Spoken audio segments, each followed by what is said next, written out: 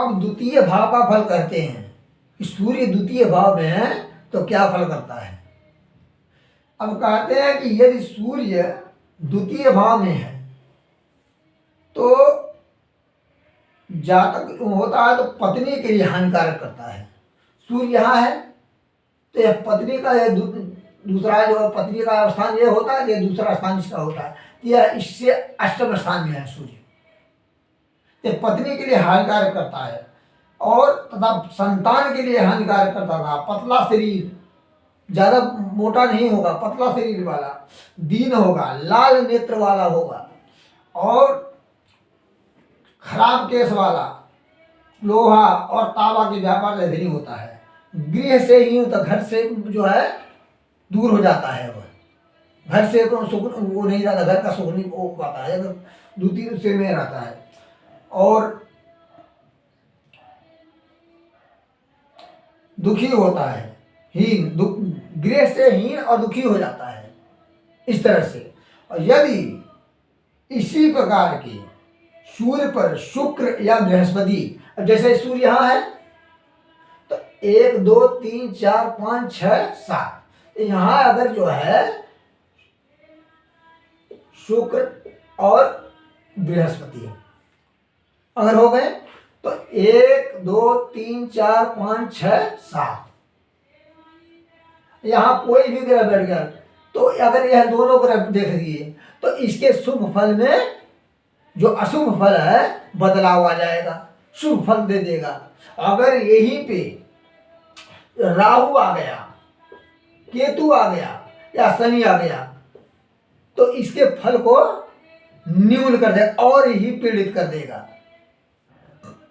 इसलिए यही जो है इसकी परेशानी है। अगर शुभ ग्रह का प्रभाव इस पर रहेगा तो यह निश्चित रूप से जो है इसको शुभ फल मिलकर रहेगा, परंतु सूर्य को बलवान होना अनिवार्य है।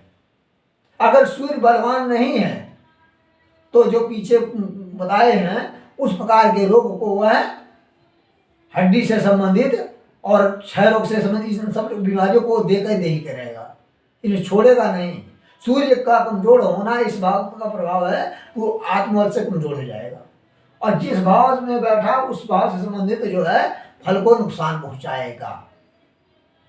इसलिए अगर किसी के कुंडली में सूर्य द्वितीय भाव में हानि पहुंचा रहा है ज्यादा तो यह समझ लीजिए कि सूर्य आपका कमजोर है। इसकी शांति के लिए जो पहले वीडियो में बताया है कि वैदिक मंत्र का ओम आग्रहे नरसा प्रमाणो निवेश अन्नम मृतमृतंचा हिरण्य सप्ताह तेन देवो जात भोला प्रसन्ना, इस मंत्र का जप करा करके निवारण कर लें, ये पूर्ण रूप से जो है शांत हो जाएगा और आपको शुभ फल प्राप्त प्रदान करेगा।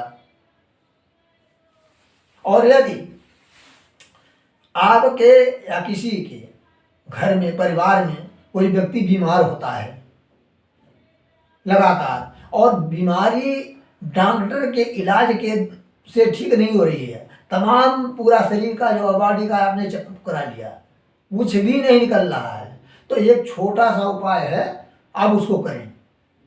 सर्वप्रथम 5 कपूर की टिक्की लेनी है,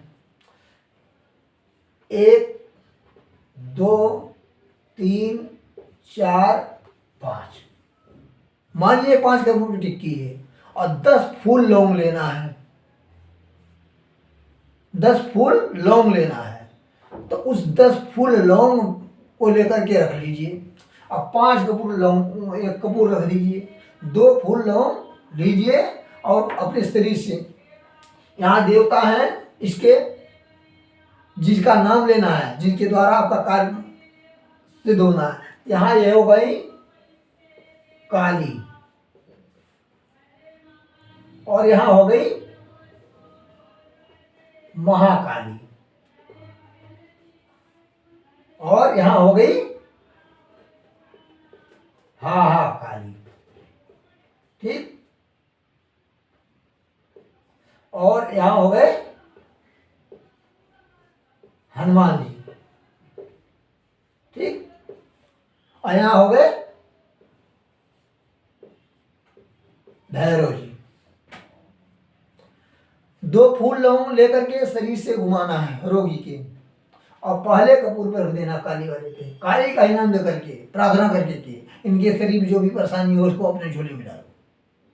दूसरा महाकाली का नाम लेकर के फिर 7 बार घुमाना है, फिर इसी कपूर पर रख देना। तीसरा फिर तीसरी बार 2 फूल लौंग उठा करके यहाँ रख देना। चौथी बार हनुमान जी का।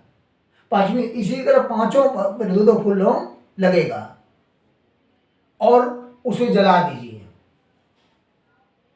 और जला करके जब वह जल जाए पूरे को समेट कर किसी गमले में डाल दें, जिससे वह कहीं गंदी जगह पर न जाने पाए। जिससे अगर यदि आपको आराम मिलता है और आपको संपर्क करने की इच्छा है तो आप इस नंबर पे जो है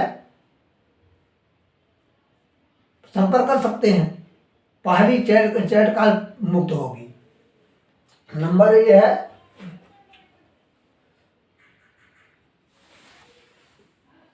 92 20 88